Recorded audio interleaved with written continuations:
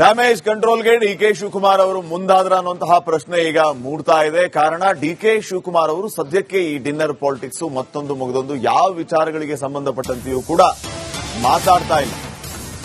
ಹಾಗಿದ್ರೆ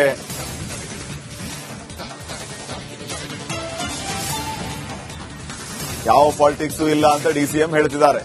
ಡಿಕೆಶಿ ದಿಢೀರ್ damage control ಮಾಡೋದಕ್ಕೆ ಮುಂದಾಗಿದ್ದು ಯಾಕೆ? ಹಾಗಿದ್ರೆ ನಾನು ಯಾವ ಬಲ ಪ್ರದರ್ಶನ ಮಾಡ್ತಾ ಇಲ್ಲ, ನನ್ನ ಹಿಂದೆ ಯಾರು ಬರೋದು ಬೇಡ, ನಾವು 140 ಜನ ಶಾಸಕರಿದ್ದೀವಿ, ಸಿಎಂ ಡಿಸಿಎಂ ಎಲ್ಲರೂ ಒಂದಾಗೇ ಇದ್ದೀವಿ ಅಂತ ಬೆಳಗಾವಿಯಲ್ಲಿ ಹೇಳಿದ್ದಾರೆ.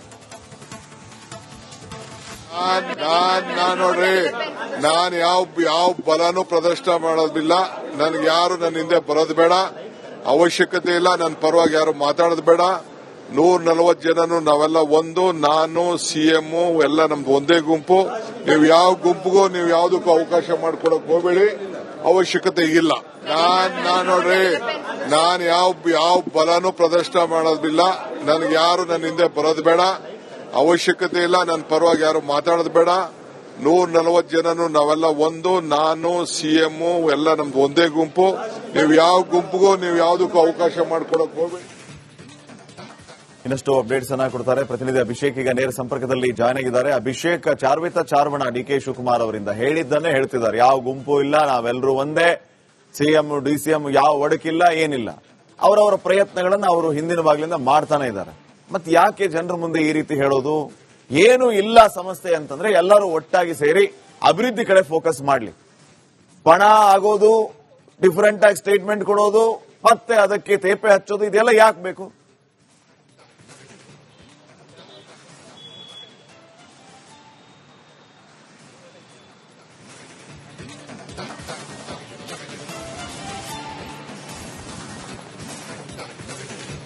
ಪಾಟೀಲ್, ಮೊದಲನೇದಾಗಿ ಸಿಎಂ ಅವರ ಮಗ ಯತೀಂದ್ರ ಸಿದ್ದರಾಮಯ್ಯ ನಮ್ಮ ತಂದೆನೇ ಸಿಎಂ ಅಂತ ಹೇಳ್ಕೊಂಡು ಬರ್ತಾ ಇರುವಂತದ್ದು, ಮತ್ತೊಂದ್ ಕಡೆ ಡಿಸಿಎಂ ಡಿಕೆ ಶಿವಕುಮಾರ್ 140 ಜನ ಎಂಎಲ್ಎಗಳು ಕೂಡ ನಮ್ಮವರೇ ಅಂತ ಹೇಳ್ಕೊಂಡು ಬರ್ತಾ ಇರುವಂತದ್ದು ಇದೇನು ಹೊಸದಲ್ಲ. ಕಳೆದ ಅನೇಕ ದಿನಗಳಿಂದ ಇಬ್ರು ಈ ವರ್ಷವನ್ನು ಮುಂದುವರಿಸಿಕೊಂಡು ಬಂದಿರುವಂತದ್ದು. ಆದ್ರೆ ಖಂಡಿತವಾಗಿ ಇದನ್ನ ಹಿಂಬಾಗಿಲಿನಿಂದ ರಾಜಕಾರಣ ಅನ್ನೋದಕ್ಕಿಂತ ಹೆಚ್ಚಾಗಿ ಡಿಕೆ ಶಿವಕುಮಾರ್ ಅವರ ಭಾಷೆಯಲ್ಲಿ, ಸಿದ್ದರಾಮಯ್ಯನವರ ಭಾಷೆಯಲ್ಲಿ ಹೇಳಬೇಕಂದ್ರೆ ರಾಜಕಾರಣಿಗಳು ರಾಜಕಾರಣ ಮಾಡ್ತಾ ಇದೀವಿ, ರಾಜಕಾರಣವನ್ನ ಜನರ ಮುಂದೆ ಮಾಡುವಂತ ಅವಶ್ಯಕತೆ ಇಲ್ಲ. ರಾಜಕಾರಣಕ್ಕೆ ಆದಂತ ಅದರದ್ದೇ ಆಯಾಮವನ್ನ ನಾವು ರಾಜಕಾರಣಿಗಳು ಮುಂದಕ್ಕೆ ತೆಗೆದುಕೊಂಡು ಹೋಗುವಂತದ್ದು ಗೊತ್ತಿದೆ. ಈ ಕಾರಣದಿಂದ ಜನರಿಗೆ ಕಾಣಿಸುವಂತೆ, ಮಾಧ್ಯಮಗಳಿಗೆ ಕಾಣಿಸುವಂತೆ, ಪತ್ರಿಕೆಗಳಿಗೆ ಕಾಣಿಸುವಂತೆ, ಅಭಿವೃದ್ಧಿಗೆ ಕಾಣಿಸುವಂತೆ ಯಾವುದೇ ರಾಜಕಾರಣವನ್ನ ನಾವು ಮಾಡೋದಿಲ್ಲ ಅಂತ ಈಗ ಒಂದು ಸಂದೇಶವನ್ನ ಕೊಟ್ಟಿರುವಂತದ್ದು ಒಂದ್ ಕಡೆ ಆಗುತ್ತೆ. ರಾಜ್ಯದ ಜನರಿಗೆಲ್ಲ ಹೈಕಮಾಂಡ್ಗೆ, ಇಲ್ಲಿಗೆ ಅಹಿಂದ ನಾಯಕರು ಅಷ್ಟೂ ಜನ ಸಿಎಂ ಪರವಾಗಿ ನಿಂತಿದ್ದಾರೆ. ಅಹಿಂದ ನಾಯಕರ ಜೊತೆಯಲ್ಲೇ ಒಕ್ಕಲಿಗರು ಸೇರಿದಂತೆ ಉಳಿದ ಸಮುದಾಯಗಳು ಕೂಡ ಡಿಸಿಎಂ ಡಿಕೆ ಶಿವಕುಮಾರ್ ಜೊತೆ ನಿಂತಿದೆ ಅಂತ ತೋರಿಸುವಂತ ಪ್ರಯತ್ನವನ್ನ ಮಾಡಲಾಗ್ತಿದೆ. ಹೈಕಮಾಂಡ್ಗೆ ಇಲ್ಲಿಗೆ ಅಹಿಂದ ನಾಯಕರು ಅಷ್ಟೂ ಜನ ಸಿಎಂ ಪರವಾಗಿ ನಿಂತಿದ್ದಾರೆ. ಅಹಿಂದ ನಾಯಕರ ಜೊತೆಯಲ್ಲೇ ಒಕ್ಕಲಿಗರು ಸೇರಿದಂತೆ ಉಳಿದ ಸಮುದಾಯಗಳು ಕೂಡ ಡಿಸಿಎಂ ಡಿಕೆ ಶಿವಕುಮಾರ್ ಜೊತೆ ನಿಂತಿದೆ ಅಂತ ತೋರಿಸುವಂತ ಪ್ರಯತ್ನವನ್ನ ಮಾಡಲಾಗ್ತಿರುವಂತದ್ದು. ಇಷ್ಟು ನಡೆದಂತ ಸಂದರ್ಭದಲ್ಲಿ ಇವತ್ತು ಸಿದ್ದರಾಮಯ್ಯರವರನ್ನ ನಾವು ಕೇಳಿದ್ವಿ, 19ನೇ ತಾರೀಕು ನೀವು ದೆಹಲಿಗೆ ಹೋಗ್ತೀರಾ ಅಂದ್ರೆ ಯಾರು ಹೇಳಿದ್ದು ಅಂತ ಪ್ರಶ್ನೆ ಮಾಡ್ತಾರೆ. ಅಲ್ಲಿಗೆ ದೆಹಲಿಗೆ ಸಿದ್ದರಾಮಯ್ಯರವರಿಗೆ ಬುಲಾವ್ ಬಂತು ಅನ್ನೋ ಸಂದರ್ಭದಲ್ಲಿ ಖಂಡಿತವಾಗಿ ಅವರು ಕುರ್ಚಿಯಿಂದ ಇಳಿಯುವಂತ ದಿನಾಂಕ ನಿರ್ಧಾರ ಆಗತ್ತೆ. ಈ ಹಿಂದೆ ನಿರ್ಧಾರ ಆಗಿದ್ದಾಯ್ತು ಅಂದ್ರೆ ಆ ಮಾತಿಗೆ ತಪ್ಪದೆ ಆ ದಿನಾಂಕಕ್ಕೆ ಬಿಟ್ಕೊಡ್ಬೇಕು ಅಂತ ಸೂಚನೆ ನೀಡಲಾಗುತ್ತೆ. ಡಿಕೆ ಶಿವಕುಮಾರ್ ಅವರು ಯಾಕೆ ಬಹಿರಂಗವಾಗಿ ಎಲ್ಲಿಯೂ ಕೂಡ ನಾನು ಮುಖ್ಯಮಂತ್ರಿ ಆಗ್ತೇನೆ ಅಂತ ಹೇಳ್ಕೊಂಡಿಲ್ಲ ಅಂದ್ರೆ ಪ್ರಾಬಬ್ಲಿ ಹೈಕಮಾಂಡ್ ಆದೇಶ ಇರಬಹುದು, ಬಹಿರಂಗವಾಗಿ ನೀವು ಹೇಳಿಕೆ ಕೊಡಬೇಡಿ, ನಿಮ್ಮ ಪ್ರಯತ್ನವನ್ನ ನಾವು ಗಮನಿಸ್ತಾ ಇದ್ದೇವೆ, ನಿಮ್ಮ ಬಣದವರು ಒಂದಿಷ್ಟು ಹಿಡಿತದಲ್ಲಿ ಇಟ್ಕೊಳ್ಳಿ, ನಿಮ್ಮನ್ನ ಸಿಎಂ ಮಾಡ್ತೀವಿ ಅಂತ ಪರೋಕ್ಷವಾಗಿ ಬಲಾಢ್ಯವಾದಂತ ಸಂದೇಶವನ್ನ ಕೊಟ್ಟಿರುವಂತಹ ಹಿನ್ನೆಲೆ ಡಿಸಿಎಂ ಡಿಕೆ ಶಿವಕುಮಾರ್ ಅವರು ನಾವು ಅಷ್ಟೂ ಜನ ಒಂದಾಗಿದ್ವಿ ಅಂತ ತೋರಿಸ್ಕೊಳ್ತಾ ಇರುವಂತಹ ಪ್ರಯತ್ನ ಈ ಸದ್ಯದ ಮಟ್ಟಿಗೆ ನೋಡ್ತಿರುವಂತದ್ದು.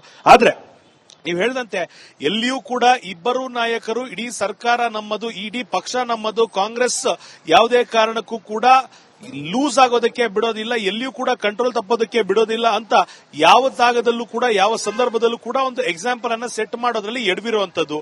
ಇವಿಷ್ಟು ಒಂದ್ ಕಡೆ ಆಯ್ತು ಅಂದ್ರೆ ಪ್ರತ್ಯೇಕವಾಗಿ ಮಾತುಕತೆಗಳು ನಡೀತಾ ಇದೆ, ಪ್ರತ್ಯೇಕವಾಗಿ ಈ ಕುರ್ಚಿ ಕಾದಾಟದ ಬಗ್ಗೆ ತಂಡೋಪತಂಡವಾಗಿ ಒಂದಿಷ್ಟು ಓಡಾಟ, ಲಂಚ್ ಮೀಟಿಂಗ್, ಡಿನ್ನರ್ ಮೀಟಿಂಗ್ ನಡೀತಾ ಇರುವಂತದ್ದು. ಇವಿಷ್ಟನ್ನ ಗಮನಿಸಿದಾಗ ಕಾಂಗ್ರೆಸ್ನಲ್ಲಿ ಸರಿ ಇಲ್ಲದಿದ್ರೂ ಕೂಡ ತಾತ್ಕಾಲಿಕವಾಗಿ ಅಸೆಂಬ್ಲಿ ಸೆಷನ್ ಮುಗಿಯೋವರೆಗೂ ಅಥವಾ ಅಧಿವೇಶನ ಮುಗಿಯೋವರೆಗೂ ಬಿಜೆಪಿಯ ಬಾಯಿಗೆ ನಾವು ತುತ್ತಾಗಬಾರದು ಅನ್ನೋ ಕಾರಣದಿಂದ ತಾತ್ಕಾಲಿಕವಾದ ಒಗ್ಗಟ್ಟನ್ನು ತೋರಿಸ್ತಾ ಇದ್ದಾರೆ ಹೊರತು ಈ ಒಂದು ಸೆಷನ್ ಮುಗಿದ ಕೂಡಲೇ ವಾಪಸ್ ಡಿಕೆ ಶಿವಕುಮಾರ್ ಅವರ ಬೆಂಬಲಿಗರು ದೆಹಲಿಯ ಪ್ರಯಾಣ ಮಾಡ್ತಾರೆ, ಸಿದ್ದರಾಮಯ್ಯನವರ ಬೆಂಬಲಿಗರು ಕೂಡ ದೆಹಲಿಯ ಪ್ರಯಾಣವನ್ನು ಮಾಡ್ತಾರೆ. ಒಂದು ವೇಳೆ ಪ್ರಯಾಣ ಮಾಡದೇ ಇದ್ರೆ ಫೋನ್ನಲ್ಲೇ ಇಲ್ಲಿಂದ ಅಲ್ಲಿ ಆಗಬೇಕಾದಂತ ಕೆಲಸಗಳೇನು, ಇಲ್ಲಿಂದ ಅಲ್ಲಿಗೆ ಕಳಿಸಬೇಕಾದಂತ ಸಂದೇಶಗಳೇನು, ಇಲ್ಲಿಂದ ಅಲ್ಲಿಗೆ ಆಗಬೇಕಾದಂತಹ ಸಿದ್ಧತೆಗಳೇನು, ಇಷ್ಟು ಕೆಲಸಗಳಿಗೆ ಈಗಾಗಲೇ ಪ್ರಯತ್ನ ಮುಂದುವರಿತಾ ಇರುವಂತದ್ದು. ಸೆಷನ್ ಅನ್ನೋದು ಹೆಸರಿಗೆ ಮಾತ್ರ ಆಗಿದೆ, ಆದ್ರೆ ಇಲ್ಲಿಗೆ ಬಂದಿರುವಂತದ್ದು ಬಲಾಬಲ ಪ್ರದರ್ಶನವನ್ನ ಹೈಕಮಾಂಡ್ಗೆ ತೋರಿಸೋದಕ್ಕೆ ಅನ್ನೋ ಒಂದು ಸೂಚನೆ ಅಂತೂ ಸಿಗ್ತಾ ಇದೆ. ಡ್ಯಾಮೇಜ್ ಕಂಟ್ರೋಲ್ಗೆ ಡಿಕೆ ಶಿವಕುಮಾರ್ ಅವರು ಮುಂದಾದ್ರ ಅನ್ನುವಂತಹ ಪ್ರಶ್ನೆ ಈಗ ಮೂಡ್ತಾ ಇದೆ. ಕಾರಣ ಡಿಕೆ ಶಿವಕುಮಾರ್ ಅವರು ಸದ್ಯಕ್ಕೆ ಈ ಡಿನ್ನರ್ ಪಾಲಿಟಿಕ್ಸ್ ಮತ್ತೊಂದು ಮುಗಿದೊಂದು ಯಾವ ವಿಚಾರಗಳಿಗೆ ಸಂಬಂಧಪಟ್ಟಂತೆಯೂ ಕೂಡ ಮಾತಾಡ್ತಾ ಇಲ್ಲ. ಹಾಗಿದ್ರೆ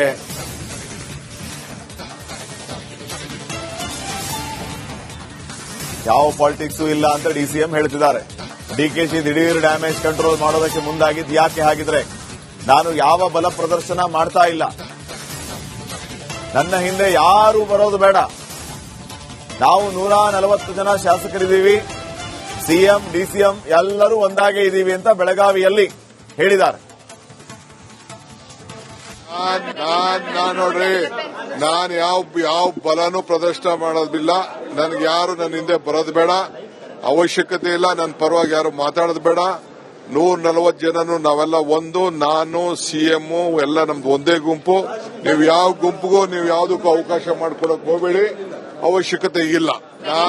ನೋಡ್ರಿ, ನಾನು ಯಾವ ಬಲನೂ ಪ್ರದರ್ಶನ ಮಾಡೋದಿಲ್ಲ, ನನ್ಗೆ ಯಾರು ನನ್ನ ಹಿಂದೆ ಬರೋದು ಬೇಡ, ಅವಶ್ಯಕತೆ ಇಲ್ಲ, ನನ್ನ ಪರವಾಗಿ ಯಾರು ಮಾತಾಡೋದು ಬೇಡ.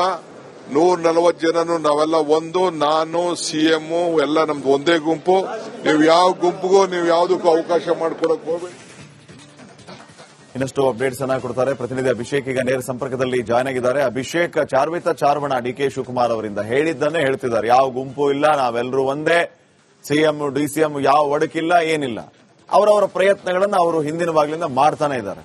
ಮತ್ತೆ ಯಾಕೆ ಜನರ ಮುಂದೆ ಈ ರೀತಿ ಹೇಳೋದು? ಏನು ಇಲ್ಲ ಸಮಸ್ಯೆ ಅಂತಂದ್ರೆ ಎಲ್ಲರೂ ಒಟ್ಟಾಗಿ ಸೇರಿ ಅಭಿವೃದ್ಧಿ ಕಡೆ ಫೋಕಸ್ ಮಾಡ್ಲಿ. ಪಣ ಆಗೋದು, ಡಿಫರೆಂಟ್ ಆಗಿ ಸ್ಟೇಟ್ಮೆಂಟ್ ಕೊಡೋದು, ಮತ್ತೆ ಅದಕ್ಕೆ ತೇಪೆ ಹಚ್ಚೋದು, ಇದೆಲ್ಲ ಯಾಕೆ ಬೇಕು?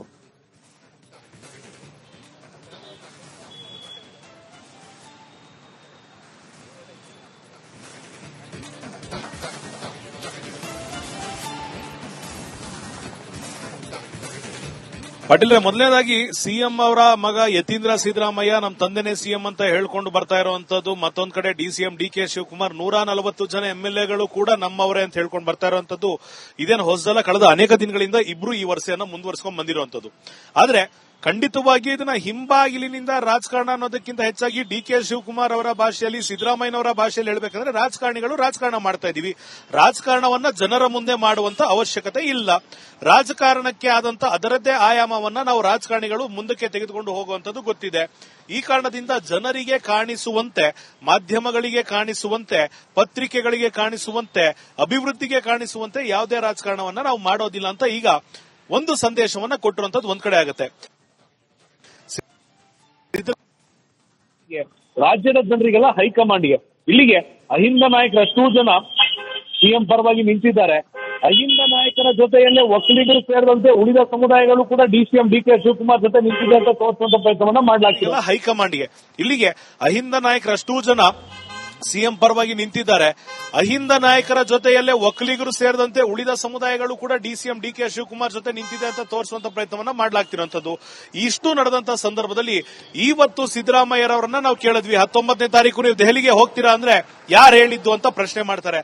ಅಲ್ಲಿಗೆ ದೆಹಲಿಗೆ ಸಿದ್ದರಾಮಯ್ಯರವರಿಗೆ ಬುಲಾವ್ ಬಂತು ಅನ್ನೋ ಸಂದರ್ಭದಲ್ಲಿ ಖಂಡಿತವಾಗಿ ಅವರು ಕುರ್ಚಿಯಿಂದ ಇಳಿಯುವಂತ ದಿನಾಂಕ ನಿರ್ಧಾರ ಆಗತ್ತೆ. ಈ ಹಿಂದೆ ನಿರ್ಧಾರ ಆಗಿದ್ದಾಯ್ತು ಅಂದ್ರೆ ಆ ಮಾತಿಗೆ ತಪ್ಪದೆ ಆ ದಿನಾಂಕಕ್ಕೆ ಬಿಟ್ಕೊಡ್ಬೇಕು ಅಂತ ಸೂಚನೆ ನೀಡಲಾಗುತ್ತೆ. ಡಿಕೆ ಶಿವಕುಮಾರ್ ಅವರು ಯಾಕೆ ಬಹಿರಂಗವಾಗಿ ಎಲ್ಲಿಯೂ ಕೂಡ ನಾನು ಮುಖ್ಯಮಂತ್ರಿ ಆಗ್ತೇನೆ ಅಂತ ಹೇಳ್ಕೊಂಡಿಲ್ಲ ಅಂದ್ರೆ ಪ್ರಾಬಬ್ಲಿ ಹೈಕಮಾಂಡ್ ಆದೇಶ ಇರಬಹುದು, ಬಹಿರಂಗವಾಗಿ ನೀವು ಹೇಳಿಕೆ ಕೊಡಬೇಡಿ, ನಿಮ್ಮ ಪ್ರಯತ್ನವನ್ನ ನಾವು ಗಮನಿಸ್ತಾ ಇದ್ದೇವೆ, ನಿಮ್ಮ ಬಣದವರು ಒಂದಿಷ್ಟು ಹಿಡಿತದಲ್ಲಿ ಇಟ್ಕೊಳ್ಳಿ, ನಿಮ್ಮನ್ನ ಸಿಎಂ ಮಾಡ್ತೀವಿ ಅಂತ ಪರೋಕ್ಷವಾಗಿ ಬಲಾಢ್ಯವಾದಂತ ಸಂದೇಶವನ್ನ ಕೊಟ್ಟಿರುವಂತಹ ಹಿನ್ನೆಲೆ ಡಿಸಿಎಂ ಡಿಕೆ ಶಿವಕುಮಾರ್ ಅವರು ನಾವು ಅಷ್ಟೂ ಜನ ಒಂದಾಗಿದ್ವಿ ಅಂತ ತೋರಿಸ್ಕೊಳ್ತಾ ಇರುವಂತಹ ಪ್ರಯತ್ನ ಈ ಸದ್ಯದ ಮಟ್ಟಿಗೆ ನೋಡ್ತಿರುವಂತದ್ದು. ಆದ್ರೆ ನೀವು ಹೇಳಿದಂತೆ ಎಲ್ಲಿಯೂ ಕೂಡ ಇಬ್ಬರು ನಾಯಕರು, ಇಡೀ ಸರ್ಕಾರ ನಮ್ಮದು, ಇಡೀ ಪಕ್ಷ ನಮ್ಮದು, ಕಾಂಗ್ರೆಸ್ ಯಾವುದೇ ಕಾರಣಕ್ಕೂ ಕೂಡ ಲೂಸ್ ಆಗೋದಕ್ಕೆ ಬಿಡೋದಿಲ್ಲ, ಎಲ್ಲಿಯೂ ಕೂಡ ಕಂಟ್ರೋಲ್ ತಪ್ಪೋದಕ್ಕೆ ಬಿಡೋದಿಲ್ಲ ಅಂತ ಯಾವ ಜಾಗದಲ್ಲೂ ಕೂಡ ಯಾವ ಸಂದರ್ಭದಲ್ಲೂ ಕೂಡ ಒಂದು ಎಕ್ಸಾಂಪಲ್ ಅನ್ನ ಸೆಟ್ ಮಾಡೋದ್ರಲ್ಲಿ ಎಡವಿರುವಂತದ್ದು. ಇವಿಷ್ಟು ಒಂದ್ ಕಡೆ ಆಯ್ತು ಅಂದ್ರೆ ಪ್ರತ್ಯೇಕವಾಗಿ ಮಾತುಕತೆಗಳು ನಡೀತಾ ಇದೆ, ಪ್ರತ್ಯೇಕವಾಗಿ ಈ ಕುರ್ಚಿ ಕಾದಾಟದ ಬಗ್ಗೆ ತಂಡೋಪತಂಡವಾಗಿ ಒಂದಿಷ್ಟು ಓಡಾಟ, ಲಂಚ್ ಮೀಟಿಂಗ್, ಡಿನ್ನರ್ ಮೀಟಿಂಗ್ ನಡೀತಾ ಇರುವಂತದ್ದು. ಇವಿಷ್ಟನ್ನ ಗಮನಿಸಿದಾಗ ಕಾಂಗ್ರೆಸ್ನಲ್ಲಿ ಸರಿ ಇಲ್ಲದಿದ್ರೂ ಕೂಡ ತಾತ್ಕಾಲಿಕವಾಗಿ ಅಸೆಂಬ್ಲಿ ಸೆಷನ್ ಮುಗಿಯೋವರೆಗೂ ಅಥವಾ ಅಧಿವೇಶನ ಮುಗಿಯೋವರೆಗೂ ಬಿಜೆಪಿಯ ಬಾಯಿಗೆ ನಾವು ತುತ್ತಾಗಬಾರ್ದು ಅನ್ನೋ ಕಾರಣದಿಂದ ತಾತ್ಕಾಲಿಕವಾದ ಒಗ್ಗಟ್ಟನ್ನು ತೋರಿಸ್ತಾ ಇದ್ದಾರೆ ಹೊರತು ಈ ಒಂದು ಸೆಷನ್ ಮುಗಿದ ಕೂಡಲೇ ವಾಪಸ್ ಡಿಕೆ ಶಿವಕುಮಾರ್ ಅವರ ಬೆಂಬಲಿಗರು ದೆಹಲಿಯ ಪ್ರಯಾಣ ಮಾಡ್ತಾರೆ, ಸಿದ್ದರಾಮಯ್ಯನವರ ಬೆಂಬಲಿಗರು ಕೂಡ ದೆಹಲಿಯ ಪ್ರಯಾಣವನ್ನು ಮಾಡ್ತಾರೆ. ಒಂದು ವೇಳೆ ಪ್ರಯಾಣ ಮಾಡದೇ ಇದ್ರೆ ಫೋನ್ನಲ್ಲೇ ಇಲ್ಲಿಂದ ಅಲ್ಲಿ ಆಗಬೇಕಾದಂತಹ ಕೆಲಸಗಳೇನು, ಇಲ್ಲಿಂದ ಅಲ್ಲಿಗೆ ಕಳಿಸಬೇಕಾದಂತಹ ಸಂದೇಶಗಳೇನು, ಇಲ್ಲಿಂದ ಅಲ್ಲಿಗೆ ಆಗಬೇಕಾದಂತಹ ಸಿದ್ಧತೆಗಳೇನು, ಇಷ್ಟು ಕೆಲಸಗಳಿಗೆ ಈಗಾಗಲೇ ಪ್ರಯತ್ನ ಮುಂದುವರಿತಾ ಇರುವಂತದ್ದು. ಸೆಷನ್ ಅನ್ನೋದು ಹೆಸರಿಗೆ ಮಾತ್ರ ಆಗಿದೆ, ಆದ್ರೆ ಇಲ್ಲಿಗೆ ಬಂದಿರುವಂತದ್ದು ಬಲಾಬಲ ಪ್ರದರ್ಶನವನ್ನ ಹೈಕಮಾಂಡ್ಗೆ ತೋರಿಸೋದಕ್ಕೆ ಅನ್ನೋ ಒಂದು ಸೂಚನೆ ಅಂತೂ ಸಿಗ್ತಾ ಇದೆ.